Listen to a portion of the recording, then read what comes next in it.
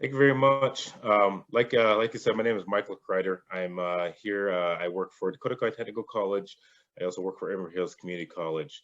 And so we're going to just talk today a little bit about, the financial basics, financial aid 101. Today I'm going to take you through as far as starting the financial aid process. Um, so first thing I want to start talking about as far as applying for financial aid. Okay, and so just a couple bullet points we'll talk through as we're going through here today is one, the beginning as early as possible. We'll talk a little bit about getting your FSA, setting up your FSA ID. We'll talk about as far as filing the FAFSA application itself, or if you're not eligible to file the FAFSA application, there's also Minnesota Dream Act, Minnesota Dream Act application as well. We'll talk a little bit about as far as working with the financial aid office after you've done that, and then responding to award notifications and so on. Some different types of aid that you'll see and whatnot. And as we always talk about, at the end of it all, just brief. So the first thing I have up is kind of a timeline, and so this is always kind of the structure that I always tell people to look at as far as when going through the financial aid process. When do I start doing what? Okay, so as we're currently right now in that fall winter, the FAFSA application is currently available to start completing for next year. So one thing to be important to understand as far as the FAFSA application is when you log in there are currently two applications in there. There's the 2021 FAFSA application that we are currently in the middle of now, and then there's the 21-22 FAFSA application that you'll be completing for your student that's a senior starting in next fall. So kind of to draw that picture of how that works. So the 2021 versus 21-22. Department of Education fiscal year is July 1 to June 30. So July 1 of 2021 to June 30 of 2022 is the one you'd be completing. Okay, to put that in terms, as how schools use that, fall semester, spring semester, summer semester, then you start a new FAFSA application again for the next award year or academic year. So the new application is available. It always comes available October 1st, so that is currently out there. If you the link that I have on here, or if you simply look up FAFSA.gov, it'll take you to the same site. Okay. In a normal environment, we'd be talking a little bit more about visiting some colleges. Not that you can't visit colleges, but these days most colleges are doing visits virtually. I still encourage you to do that, because how do you know if you like a college or not? Just because it seems like a good name, you still want to be taking a look at that college, see if that college has the needs that you are looking for to pursue that education that you desire. Start scholarship search. In my mind, it is never too early to start that scholarship search. Okay, and we'll talk a little bit more about scholarships. I'm not going to go into great detail about right now. Going into winter, spring, again, continuing that search. Going into winter, spring, right around March-ish, February, March, you're going to start seeing preliminary award notices, also known as estimated awards. That's where you start looking at comparing those costs from those estimated awards. It's going to cost me this much to go to the school. This is what I'm looking at for aid. How much that will be out of my pocket. Maybe potentially financial aid's covering everything. Weighing out those options there. Getting into summer, you'll start seeing more of an official award somewhere around May, June. You'll start seeing official awards from schools. If you're going to use loans, you'll be accepting those. So many of the parts, we'll be talking about more of the different parts of financial aid that you would see, but loan acceptance is part of that. You'll start doing registration orientation sessions. Those will, given the time that we're in, will likely be in some fashion online. And then getting into fall, time to go to work, time to start class. So I took a little screenshot here on the left. The first thing you want to do is you're going to go out to FAFSA.gov. When you go out to that main site, you're going to click Get Started. You'll see an option for parent or student. It's best to do this together with your student. So you'd want to click I am student, and you and your student would start the application. When you click the I am student option, there's a drop down that opens up for you to log in with your FSA ID and password. Now, if you do not have one yet, you need to create one. So in the wording in there, you'll see if you do not have one, there's an option to create one. Okay, so you're going to click on that, and you're going to go through the process of creating your FSA ID. FSA ID is your electronic signature, okay? Student must have one, and one parent in the family must have one, okay? So both parents, so if there's mom and dad both at home, both do not have to have one, okay? Now, financial aid is based on household information. So if you live with mom, then mom should be on the FAFSA. You know, if dad's in a different, if you spend more time with dad, then dad should be on the FAFSA. What you cannot do is where you live with mom, mom's information is on the FAFSA, but dad has the FSA ID, but he's not on the FAFSA, but you're trying to sign at that. It won't match. It won't let you do that. Okay. So, like I said, that's kind of like your electronic signature. You know, so you're going to use that to sign the FAFSA. You're also going to use that to use what's called the DRT tool, data retrieval tool. So you'll use that to pull your information through. Okay. Now, important identifiers of the FSA ID. No two FSA IDs can have the same email address. Okay, so you cannot have where student sets up their FSA ID with mom and dad's email, and then mom and dad set theirs up with that same email. It will not let you. Okay, so the email address must be separate. Also, students are getting ready to start to finish up school and head on to college. Do not use your school email address. They're eventually going to shut those off. Financial aid is one of those things you apply for every year, so they'll be communicating with you from year to year. So they need to be able to reach you to know in case there's additional information needed or whatever that is. Okay. Other thing you're going to go through as you're going through when you're setting up your FSA ID is it's important that when you're putting in your information on the FSA ID, that it is as it appears on your Social Security card. This is important because all FSA IDs are ran through Social Security Administration for verification. It wants to make sure that you are not trying to gain federal student aid using somebody else's social. That's it. Okay. So, but with that being the case, I'll use myself an example. Okay. So I can't put I can't put Mike Kreider on mine. I have to put Michael because that's what's on my Social Security card. Okay. It won't match with Mike. Okay. System's very finicky. It'll pick that up, and when it comes into the financial aid office, the first thing it's going to flag for a mismatch. Okay. So you want to make sure you're doing that. Also, at the end of it, it's going to send you a code via text and email. That's you verifying your email address, verifying your phone number. Okay, that way, should you lose your username or should you misplace your password, you can retrieve those. So where it will send you a text message and you can retrieve it. It'll tell you your username. It will not tell you your password, but it'll let you reset it. Okay. There's one thing about that, and when you're setting up your FSA ID, it also has you set up security questions. If you use the security question option to retrieve it, there is a 30-minute wait.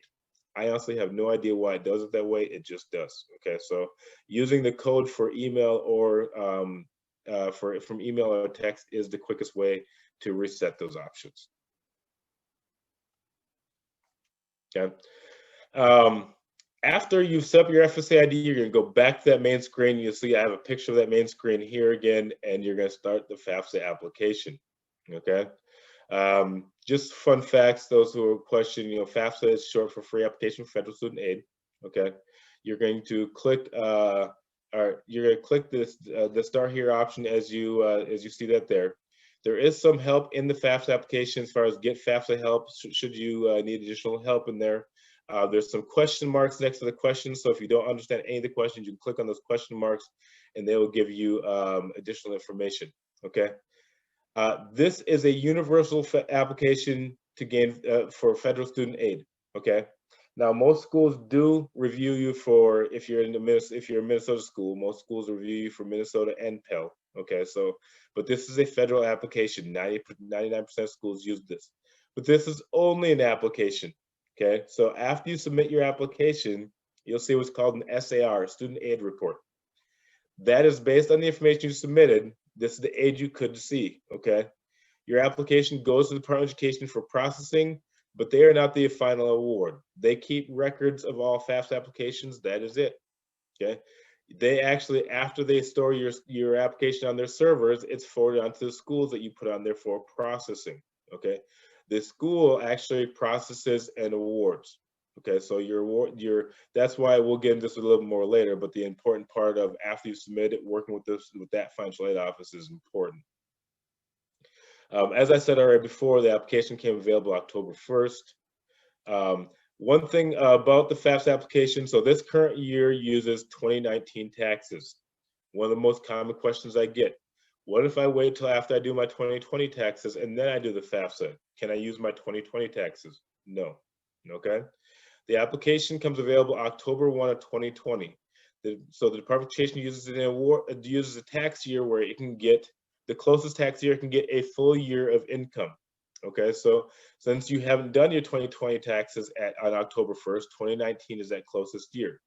But for it to be equal across for everybody, that means that everybody has to use that no matter when you complete the application. Okay. Benefits to applying earlier. Okay, so as far as it goes for Pell Grant, Minnesota Grant, things of that sort, there is no real change. Okay, you're eligible for what you're eligible for, but there is benefits for when it comes into applying for scholarships at those institutions. Okay, there are many different types of scholarships that schools have available. Okay, some are program based, some are need based. Okay, only way you can find if a student demonstrates need is the FAFSA application. Okay, so if you haven't applied for it, you're ruling yourself out for that scholarship because there's no way for them to know if you demonstrate need or not. Okay, but also because scholarships have pots of money, so therefore schools will have where they have X amount of money for scholarship A, X amount of money for scholarship B, X amount of money for scholarship C. Okay, the schools will often start processing those applications. Usually it's right around December is when the first round where they'll start reviewing and awarding students. Okay, so but the reason why it's beneficial is obviously the sooner you apply, the sooner they can answer those questions and know. The later you wait, they may have already awarded that pot. That pot may now be out of money. Where yes, you can apply for it, but they may not be able to award you for it because they've awarded it all. Okay, so that's where the benefits come in as far as applying earlier. The sooner you apply, the sooner they have the answers to know if you demonstrate need. Who's considered to be the parent that should go on the FAFSA? Okay, should mom be on there? Should dad be on there? What it comes down to is this. Financial aid eligibility is based on parent household information. Okay, so if you have mom and dad, you live under the same roof as mom and dad, you're in the same household, meaning mom and dad both go on the FAFSA application. Okay. Some of the common questions I get from that is, well, what happens if my parents aren't married, they just live together? There is actually an option for that when it comes to their marital status, because they will ask, living together is an option, still both go on the FAFSA. Okay. Now, here's where the most common questions I get. Mom and dad don't live together. Mom lives in house A, dad lives in house B. Okay. So which parent goes on there? The answer to that is Department of Education will tell you which parent you spend the most time with. That is the parent that should be on there. Okay. You say, well, I spend equal amount of time with mom as I do with dad. Then the answer is pick one. Okay. But now coming down to who goes on the FAFSA, let me give this example. You have mom lives in house A, dad's in house B. Okay. Let's say mom's remarried or married. Okay. And dad is not. You spend most of your time with mom, who goes on the FAFSA. You spend most of your time with mom and mom's spouse goes on the FAFSA because that's the household. Now you say, well, wait a minute, he's my stepdad, that's not dad. Right. But it's based on household information, not as far as who directly is mom and dad. Okay. So therefore, you would put mom and mom's spouse in the FAFSA. Now, if that answer was dad, you spend most of your time with dad, then it goes dad on the FAFSA. Dad's not married, so it's just dad. Okay. The other thing I talked about before is the data retrieval tool. So you're going to go through the FAFSA. It's going to go through some demographics. It's going to go through eligibility questions. You're going to put your schools on the FAFSA. You can put up to 10 schools on the FAFSA application. You do not have to put 10 schools on the FAFSA application, but you can put up to 10. So if you have more than 10 schools, you're going to have to dwindle that down. Okay. Minimally, you need to know at least one, but you do not have to have 10 in mind. Okay.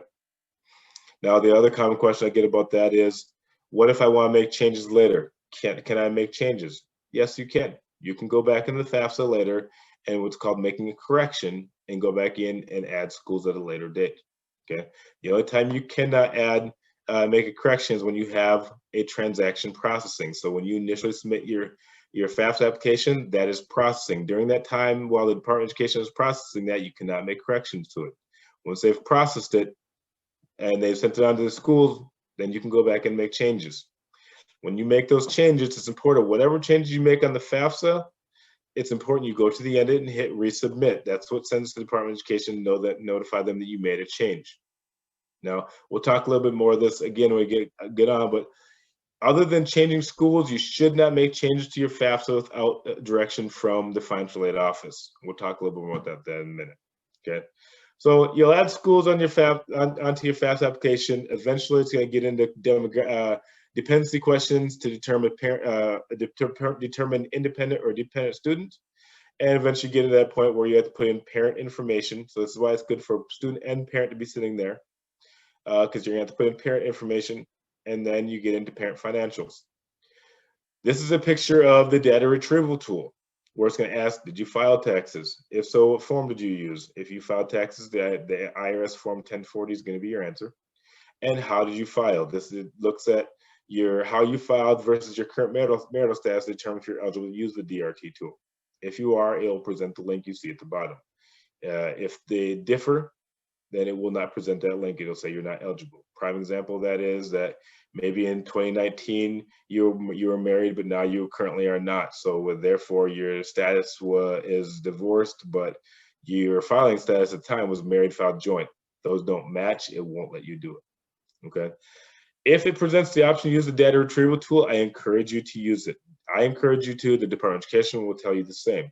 Reason why that is pulling information from the IRS is considered to be pure data. Okay, so therefore that third thought of it, the IRS doesn't have a right, who has a right, right? So therefore, if it presents the option, I encourage you to do it. One important part to using data retrieval tool, in a case like where I have a picture here, if you filed married joint, so therefore where mom and dad filed taxes together, all right, the FAFSA application separates out mom and dad's income. And so the next screen is going to ask, of that income, how much was mom and how much was dad's? The IRS does not know because when they filed married joint, the wage box is joint wage. So it doesn't know how much is mom's and how much is dad's. So you need to have your taxes available. Just best to have your W-2 so you can figure out how much of that income is yours and how much of the income is mom and how much of that income is dad. Okay. It's not anything that's transferred from the IRS. It's not going to show you just since they transferred from IRS. So it's not like you can look at a number and figure that out. You have to have those taxes available. Okay, so after you get into the financials, another important part about the financials is you're going to go through parent financials, and then it's going to look like you started over with the financials again. But if you look up in the top left corner, you're going to see it's talking about now student financials. So it didn't start over again. It goes to parent financials, then student financials. Then it goes to a summary page. Important that you look through the summary, just kind of glance through, make sure everything looks correct. And then you want to go on to sign the FAFSA. You're going to sign the FAFSA with your FSA ID, and then student will sign it, parent will sign it, submit, FAFSA has been submitted. Okay. After you've submitted your FAFSA application, students going to get a brief email stating that FAFSA application has been submitted. That SAR report, they're going to get that in their email. It's more of a shortened version of it. You can always go back into the FAFSA to take a look at that student aid report. But about 2 to 3 business days, they're going to get another email. It's going to come from FSA, Federal Student Aid, saying that this has been processed and sent out to the school. When that happens, about every 1 in 3 applications are flagged for what's called standard verification. Nothing wrong with your FAFSA, nothing wrong with your taxes. It's a random selection for the most part. There are some algorithms that are built in there that will automatically flag, higher family sizes typically will flag. That's one, but there are some algorithms. For the most part, it's a random selection, okay? Using the IRS data retrieval tool I talked about before, that makes it less likely for you to be flagged. I can't guarantee that you won't be, but your chances are less likely because you got that data from the IRS. Therefore, it pulled in that income. They're less likely to think that needs to be verified. Okay. Even if it would flag for verification, it's not going to ask you to produce your taxes again. Like I talked about before, do not make corrections to your FAFSA application unless the financial aid office directs you to do so. This is important because once that starts to come in, what happens is we start processing the application. Okay, so there's certain things that we automatically know and check for, or edits will automatically flag for, that we can work through and correct administratively, that if you go in and make corrections to, it kind of gums up the system. Okay, so it's best to not make changes to your FAFSA unless directed from the financial aid office, with that one exception I talked about. If you're adding schools, that's fine to do so. You may have some schools or colleges or universities that require such forms of the profile. I have that link there, but they will give you further instruction if you need to be completing that. And so once you start getting communication from the financial aid office, it's important that you take a look at the tracking letters that they're sending you and respond back with the information needed for them to get you through the process to the point that you get an award notification. Now, I talked about before, your first award is going to be estimated. Okay, it's likely not going to be official. You likely will not see official awards till later on in the year. Some of the things that you could see on your award: gift aids, scholarships, and grants. You don't pay back scholarships, you do not pay back grants. Those are free, okay? Self-help aid, student employment. You could be eligible for work study, okay? Loans, Department of Education uses direct Stafford loans, okay? Important thing about direct Stafford loans, while parents are on the FAFSA, the only person that's on the direct Stafford loan is the student. Parent information in the FAFSA is only for eligibility purposes only, okay? Loans are in the student's name, okay? Like I said already before, most early awards are preliminary, estimated, unofficial.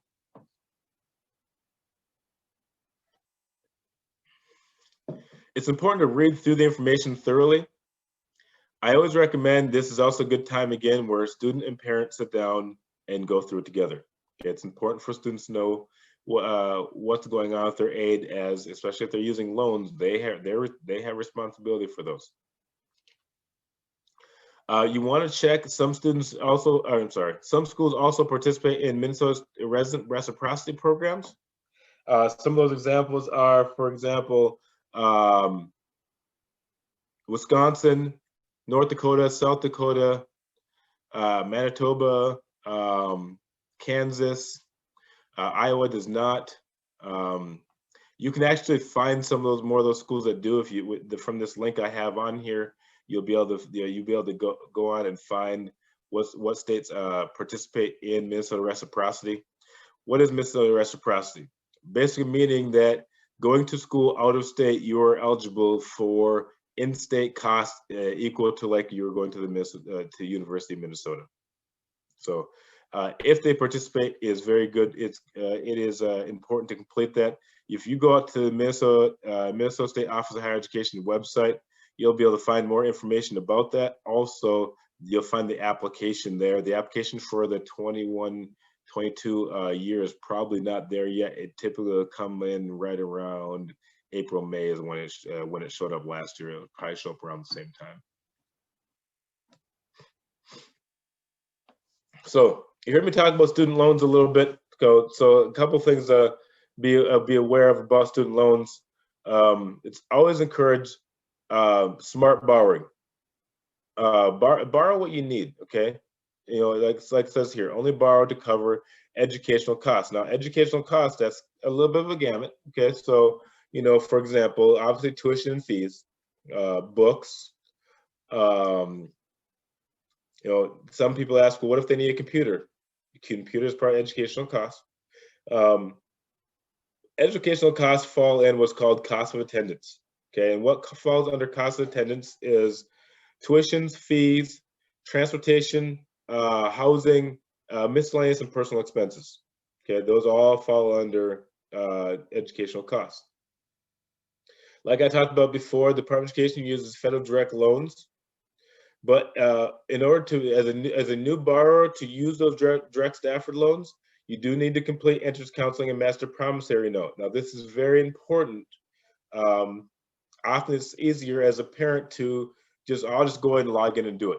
But when parent logs in with their FAFSA ID and password, they're doing it under their own account, not under the student. The student has to log in and do the master promissory note and entrance counseling. Otherwise, the loan won't release because it thinks the parent's doing it, not the student's doing it. Okay, so you must be logging into those under your under the student's account, not your own. Okay. Keep in mind when you're doing those, you're going out to student aid to complete that. So that's your FAFSA ID and password when you're logging into those. Private loans. So private loans are like, Wells Fargo has student loans. Sallie Mae has student loans.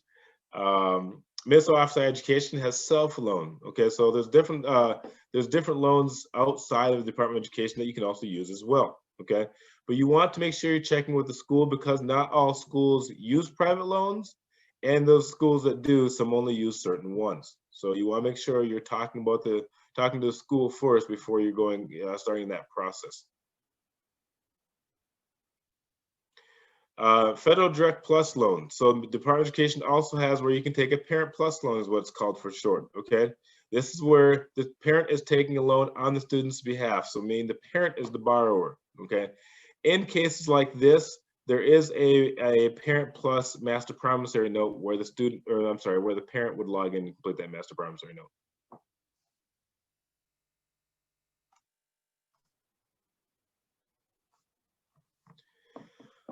After you've been awarded, there's some things that you may want to have a further conversation with the financial aid office about.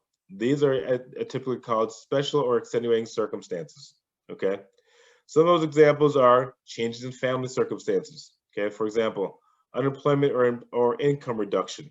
Okay, marital status change. So for example, like that example I gave a little bit before, where at the time, so when you put in your tax information in 2019, mom and dad were married, but maybe now they're not. Okay, so that's also a status that you'd want to have a further conversation with the financial aid office about. If a student is homeless or risk of homelessness, that's a conversation to have with the financial aid office. Now, unable to provide parent information is also a extenuating or special circumstance, but does not mean parents, in situations where parents are unwilling to provide their information because they're not paying for college. That's not grounds for it. Okay, like I said, parent information is used for eligibility. Okay, or it doesn't mean in situations where student claims themselves on their federal taxes, which means they can just do it themselves, right? No. Okay, that's not grounds for one either. Okay, examples that was where parents cannot be reached, in situations where parents cannot be reached to be able to gain their information. And the financial aid office has certain forms for situations like that, so you want to work with that financial aid office. Okay, you want to have those conversations with the financial aid office, and they'll walk you through. One, they know what document they need, and they'll provide that document to you and how that needs to get completed. Dependency override. So there is circumstances where a dependency override could be performed. Again, that's more of a conversation with the financial aid office itself, but it's typically where a student is in situations where their environment is not safe, and so therefore they're not with parent for that reason, and so therefore there's other documents that will be needed to be provided, but they have grounds to meet a dependency override where they can be overridden from dependent to independent. Okay, but documentation will be needed for that for any financial aid office to do that. Unsubsidized federal direct loan only. Okay, so you do have certain circumstances where, for example, that parent is available, but parent absolutely refuses, where a student could be just, we can override and just say, okay, well, you'll get only unsubsidized federal direct loan only. Okay, so there are situations that, but in all these cases, like I'm talking about, is you want to be working with the financial aid office. Now, I talked a little bit about this at the beginning. So there are situations where students are not eligible to complete the FAFSA application, okay? This more often points to DACA students, but there are other situations as well. But Minnesota Office of Education has what's called the Minnesota Dream Act application. I have the link to it there at the top. Is basically where students could be eligible for in-state tuition rates, private scholarships. They could be eligible for state grant, excuse me, child care grant, work study, self-loan, things, other state programs that Minnesota Office of Education has. You can also reach out to financial aid office for help with this. Now, this is Minnesota specific. Okay, so if you're talking, schools in Wisconsin, things of that sort, Minnesota Dream Act does not apply.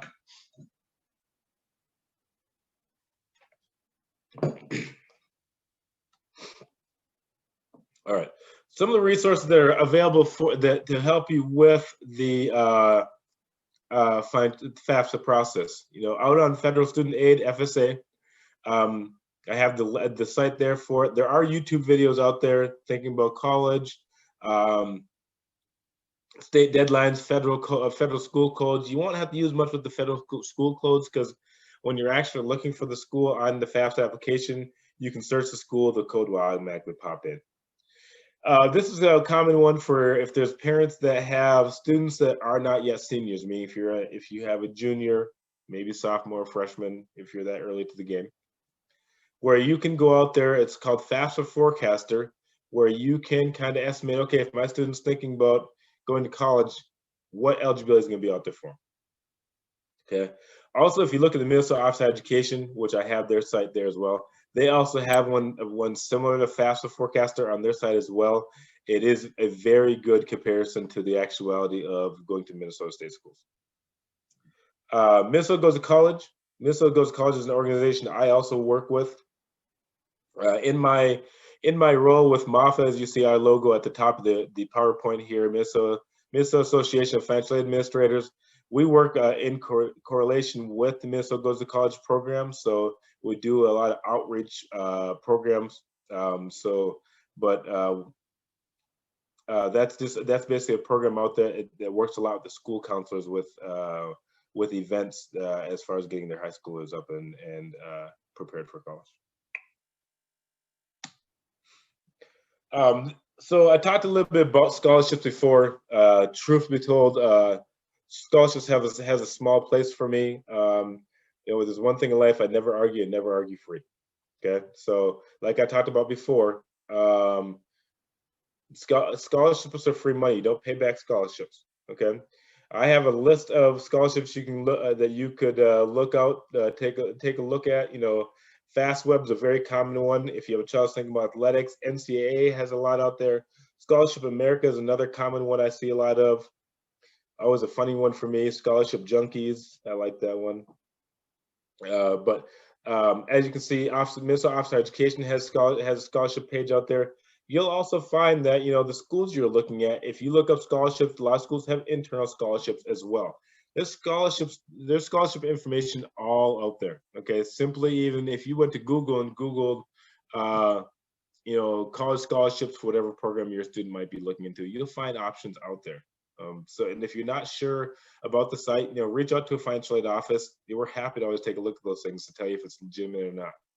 Simplicity to completing a scholarship, there's going to be an application. There's going to be they're going to look for a statement from you. They want to hear your story. And then there's always an option to upload any supporting documents. Maybe you're on the dean's list or whatever your accomplishments have been. You should never find that there's a fee for applying for a scholarship. If you find that, I would get off there. Okay. So, but the thing about scholarships, yes, it takes a little bit of time. we have a little quote out on our own website that says, you know, if you took 15 minutes to complete a scholarship and got $250, it's like $1,000 an hour. Okay, so, you know, yes, it takes a little bit of time for a scholarship, but the return can be great. You know, so I always tell students, and that's partly why I was saying about from that timeline, it's never too early to start looking at scholarships. Okay, just because, like I said, the return. You know, you get a $500 scholarship, that's book money. You know, or that's, you know, depending where you look in school, that brings that down a little bit. You know, there's a lot of opportunities out there. All you gotta do is take the time to look. So. Some of the references that we use for this site, we take a lot of our information from the Federal Student Aid site itself. We do take a little bit of our information also from Minnesota Office of Higher Education as well. We always try to give a shout out to our good friend Val Knopf at St. Cloud State. She helps us a lot with this presentation, so we always try to give her a shout out as well. At the end of the day, keep calm, file your FAFSA application, and also apply for scholarships. Well, thank you guys very much for your time, and that is all I have.